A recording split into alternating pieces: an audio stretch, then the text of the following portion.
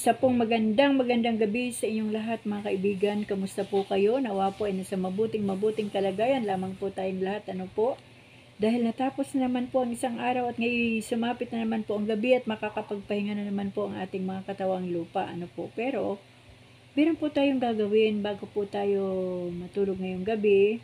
Pwede po tayong manalangin, pwede po tayong makinig ng salita ng Diyos. Kung hindi po tayo nakapakinig kaninang umaga, pagising natin, pwede rin po tayong magbasa upang sa ganon maging kumpleto po ang buhay natin ngayong araw. Ano po, na hindi po natin binaliwala ang Panginoon. At sa pamagitan po ng ating pagbabasa ng kanyang salita, ay dito po natin malalaman ang mga magagandang ginawa ng Diyos, mga hiwaga, mga dakilang bagay, mga dakilang himala na kanyang ginawa doon sa panahon ng mga Israelita. Ano po. At ngayong gabi ay patuloy po nating inaanyayahan ang ating Diyos, ang ating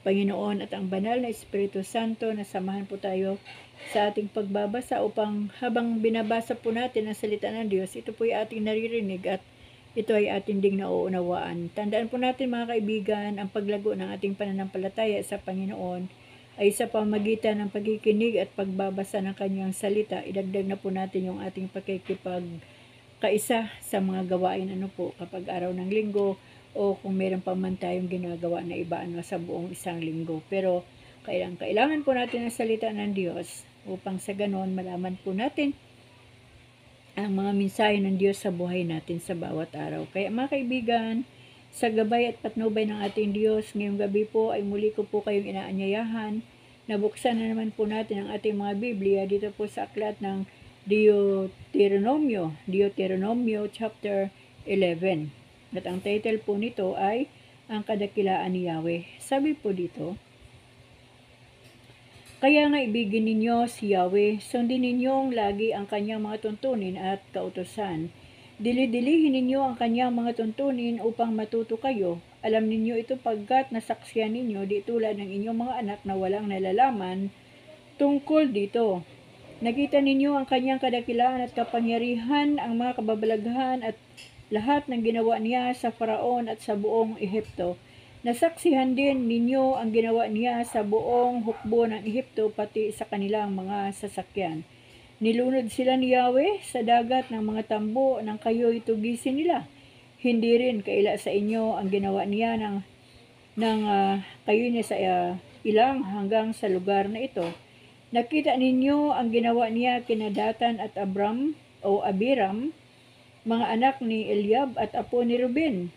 Pinabuka ni Yahweh ang lupa at ipinalamon sila ng buhay pati ng kanilang mga kasama at sambahayan at lahat ng bagay na kaugnay ng kanilang ginawa. Ito'y kitang-kita ninyong nangyari. Hindi nga kaila sa inyo ang lahat ng ito. Ang mga pagpapala sa lupang pangako. Kailangang sundin ninyo ang lahat ng utos niya na ipinaaalala ko sa inyo ngayon para magkaroon kayo ng lakas sa pagsakop sa lupaing itinutungo ninyo. Sa gayon, mabubuhay kayo ng matagal sa lupaing ipinangako ni Yahweh sa inyong mga ninuno. At sa kanilang magiging lahi, ang lupaing sagana sa lahat ng pangangailangan. Ang lupaing titirahan ninyo ay di tulad ng lupaing iniwan ninyo sa Ehipto. Doon, hinahasikan ninyo ay kailangang diligin tulad ng hardin. Ngunit ang lupaing pupuntahan ninyo ay laging inuulan, maraming burol at malawak ang mga kapatagan. Ang mga lupaing yon ay inaalagaan ni Yahweh, tinitignan sa lahat ng sandali. Kaya nga, sundin ninyo ang utos na sinasabi ko sa inyo ngayon. Ibigin ninyo ang Panginoong Diyos at paglingkuran ng buong puso't kaluluwa. Kung magkagayon, pauulanan niya sa kapanahunan sa lupang iyon at mananagana kayo sa pagkain, inumin at langis. Pananatilihin niyang sariwa ang damo para sa inyong mga hayop upang kayo'y managana sa lahat ng bagay. Ngunit mag-ingat lang kayo, huwag kayong padadaya at huwag tatalikod kay Yahweh. Huwag kayong sasamba ni maglilingkod sa mga Diyos-Diyosan. Kapag tinalikdan ninyo siya, kapupuutan niya kayo, sasarahan niya ang pinto ng langit at hindi paulanin. Kung magkagayon, mamamatay ang inyong mga pananim at kayo'y malilipol sa lupaing ibinigay niya sa inyo. Kailangan ngang ang mga utos na ito'y itanim ninyo sa inyong mga puso't isipan. Ipulupot ninyo ito sa inyong mga kamay bilang tanda at itali sa inyong noo. Ituro ninyo ito sa inyong mga anak sa loob at labas ng inyong bahay. Sa oras ng paggawa at pamamahinga, sa lahat ng lugar at sa lahat ng panahon, isulat ninyo ito sa inyong mga pintuan, upang kayo at ang inyong mga anak ay mabuhay ng matagal sa lupaing ibibigay niya sa inyo. Kapag sinunod ninyong mabuti ang kanyang mga utos, inibig siya ng tapat, tinalunton ang kanyang mga landas at nanatili kayo sa kanya, palalayasin niya ang mga tao sa lugar na titirhan ninyo. Ano pat maaagawan ninyo ng lupain ang mga bansang malalaki at malalakas kaysa inyo. Kung magkagayon, ibibigay niya sa inyo ang lahat ng lupang matatapakan ninyo, masasakop ninyo mula sa ilang hanggang Libano, at mula sa ilog Euphrates hanggang dagat Mediteraneo. Sa gawing kanluran, walang magagapi sa inyo, tulad ng pangako niya. Sisidlan ng matinding takot ang lahat sa lupaing pupuntahan ninyo. Sa araw na ito, itatakda ko sa inyo ang pagpapala at sumpa. Pagpapalain niya kayo kapag sinunod ninyo ang kanyang mga utos, ngunit susumpain niya kayo kapag sumamba kayo sa ibang Diyos-Diyosan sa halip na sumunod sa kanyang mga utos. Pagdating ninyo sa lupaing ipapasakop niya sa inyo, ang pagpapala ay bibigkasin ninyo sa bundok ng Gerizim at ang sumpay sa bundok ng Ibal. Ang mga ito'y nasa ibayo ng Jordan, sa tapat ng Gilgal, sa tabi ng Insimar ng More, sa lansangang pakanluran, sa lupain ng mga Kananiyo sa Araba. Malapit na kayong tumawid ng Jordan upang sakupin ang lupaing ibibigay sa inyo ni Yahweh. Pagdating ninyo roon, sundin ninyong mabuti ang kautusan at ang mga tuntuning inilahad ko ngayon sa inyo. Purihin po ang Panginoon sa oras na ito, mga kaibigan. Sa aking pagkaunawa sa salita ng Panginoon, hindi mawawala ang kanyang pagpapala sa mga Israelita kapag patuloy na sinunod ng mga Israelita ang mga tuntunin ni Yahweh, lahat ng salita ni Yahweh, lahat ng iniwan na mga salita o instruction sa pamagitan ng salita ng Panginoon. Kapag sinunod ito ng mga Israelita, ay puro katagumpayan ang kanilang mararanasan. Napakaganda ng lupain na ibinigay sa kanila ni Yahweh, kasi hindi po nila didiligin yung lupa o yung kanilang mga pananim, dahil mismo na ang Panginoon na ang magpapaulan, magdidilig ng mga halaman na naroon. At sabi nga ng Panginoon doon, noon pa man, wala pa ang mga Israelita, ay kanya na itong binabantayan. Hindi po bigli ang tingin ng Panginoon doon, kundi maya't maya, kumbaga sa lahat ng sandali ay tinitignan, inaalagaan ng Diyos ang lupain na yon na kanyang inihanda para sa mga Israelita. At ang pinakaayaw ng Panginoon doon ay yung magkaroon ng ibang Diyos ang mga Israelita. Ayaw niyang sumamba sa Diyos-Diyosan ang mga Israelita, dahil once na ginawa ito ng mga Israelita ay kanya itong isusumpa. Magagalit ang Panginoon at bibigyan na naman sila ng kaparusahan. Hindi na naman paulanin ni Yahweh sa lugar na iyon hanggang sa matuyo siguro ang kanilang mga pananim. So kapag wala ng pananim, magugutom ang mga Israelita at pwede silang mamatay. Kumbaga, yun ay kung sakali na sila ay sumuway sa salita ng Panginoon. At sabi nga ng Panginoon, yung kanyang tuntunin, yung kanyang salita, yung kanyang mga utos, kailangang buong puso, kumbaga yung pag-ibig nila sa Diyos ay buong puso, buong lakas, buong kaluluwa nilang ipakita, ihayag, iparamdam sa Panginoon. At ang salita ng Diyos ay ipulupot, kumbaga hindi naman yung Biblia, ipulupot mo sa iyong mga kamay at idikit sa iyong noo. Kumbaga, mula ulo hanggang talampakan, nagpafunksyon ang iyong katawan ng naayon na kumpas ng katawan mo na naayon sa pagsunod mo sa Panginoon. Kumbaga, yung buong buo ka na susunod sa Panginoon sa kanyang mga tuntunin, sa kanyang salita. Bakit? Kailangan gawin yon upang magpatuloy ang biyaya ng Diyos sa kanila. Huwag silang liliko, kumbaga tuloy-tuloy lang ang kanilang pagsunod sa Panginoon. At yung mga lugar na talagang tirahan ng mga malalakas na tao, baka mga malalaki, mga higante, ay ibibigay ng Diyos sa kanila. Kumbaga, kung ano lang yung nakikita mo, sa ko lang yun, sarili kong paradigm, mga kaibigan, sariling pananaw ko. Siguro naisip, ito na yon. Pero meron pa palang inihahanda ang Panginoon na mas malaki pa doon sa expectation ng isang tao. Kahit man sa kapanahunan natin, di ba? Nangyayari pa rin at nangyayari ang mga babala ng Diyos sa mga Israelita na kapag sumuway kayo, sumpa ang abutin. Kumbaga, magagalit ang Diyos. At sa panahon naman natin, mga kaibigan, ganoon din po. Kapag ang tao ay nagkasala, sinasabi po ng Panginoon sa kanyang salita, ang bunga ng kasalanan ay kamatayan. Pwedeng kamatayang espiritual, kamatayang pisikal. Kapag nadatnan ka ng kamatayan sa buhay ng makasalanan, doon ka sa impyerno.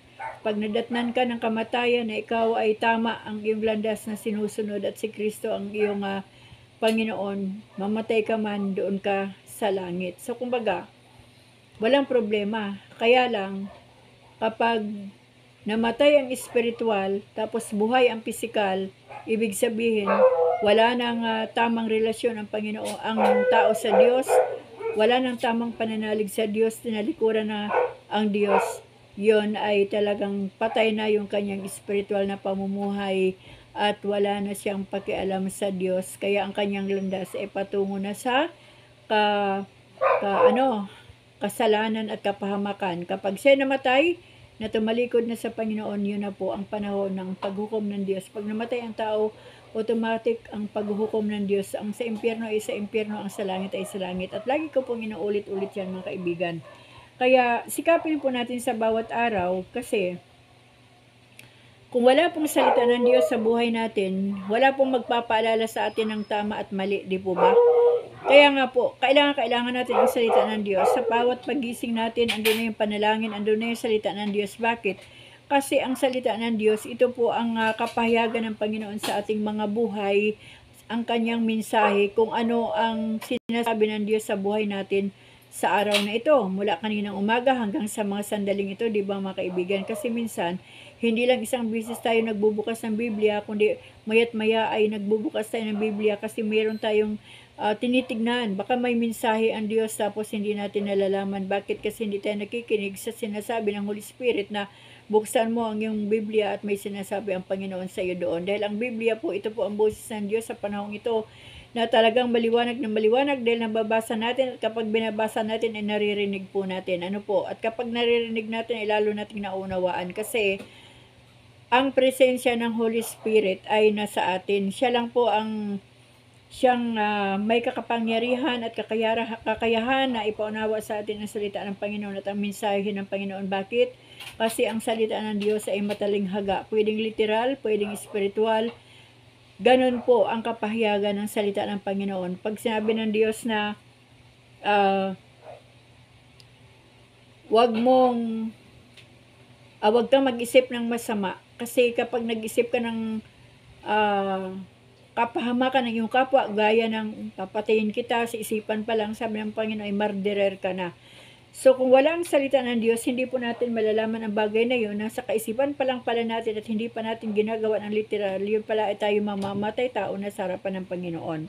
So yan po ang kagandahan ng salita ng Diyos dahil ito si Moises, mula po sa mga magulang nitong mga kabataan sa kanilang henerasyon, ay nagpapahayag si Moises sa harapan na ng mga anak na wala nang alam, hindi na nila nakita yung nangyari sa mga ninuno o mga magulang nila noong panahon na ito ay inalis ng Diyos sa Ehipto at iningatan ng Diyos, gumawa ang Diyos ng mga himala, mga dakilang bagay.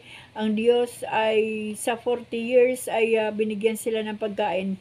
Ang mga huling henerasyon ng Israelita ay hindi na nila yun nalalaman. Kaya nga si Moises ay nagpapahayag na naririnig ng mga bagong henerasyon sa pamilya ng mga Israelita para malaman din nila.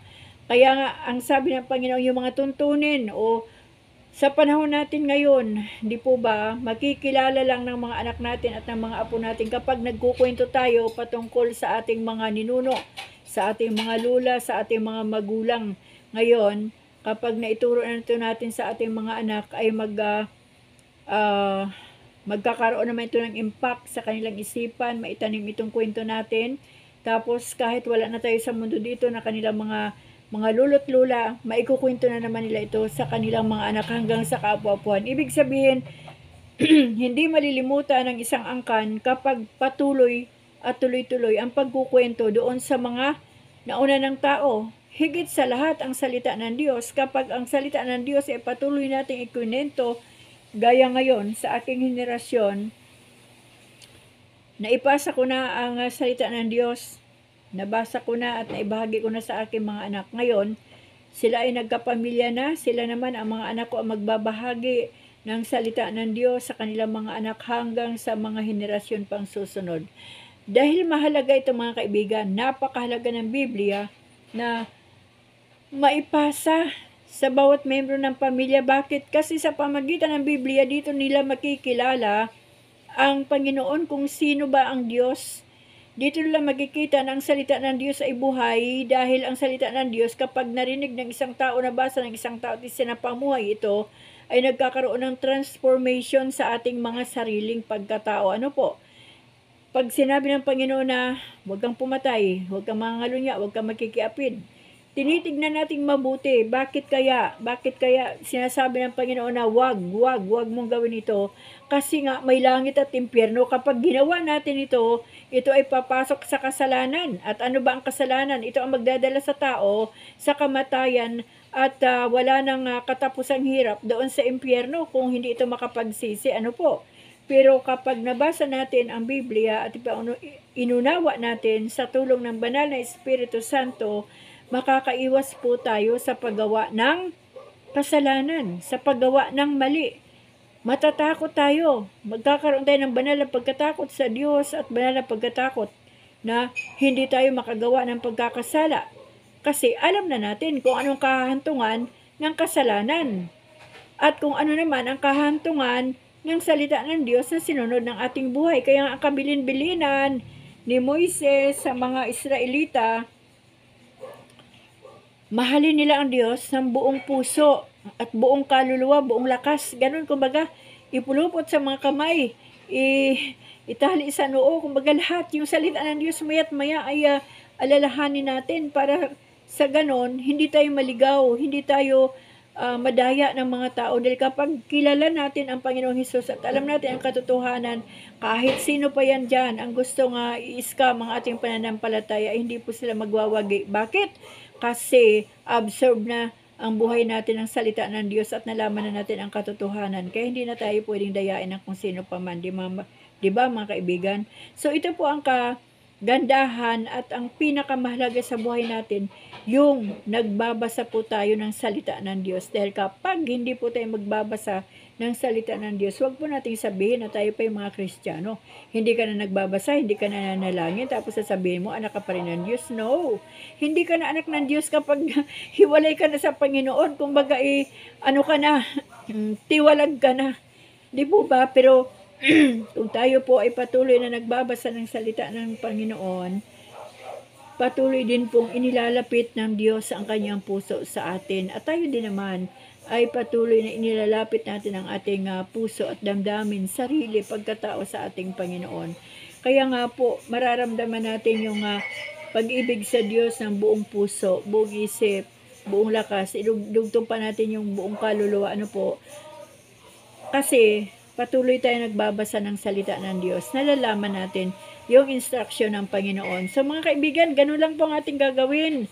At maingay na po ang mga nagkakaruling, baka tayo po ay copyrighted pa dito, ano po. So yun, patuloy lang po tayong magbasa ng salita ng Diyos mga kaibigan, at patuloy po tayong manalangin, at wag po tayong magpa-scam sa mga taong masarap manalita pero puro kasinungalingan.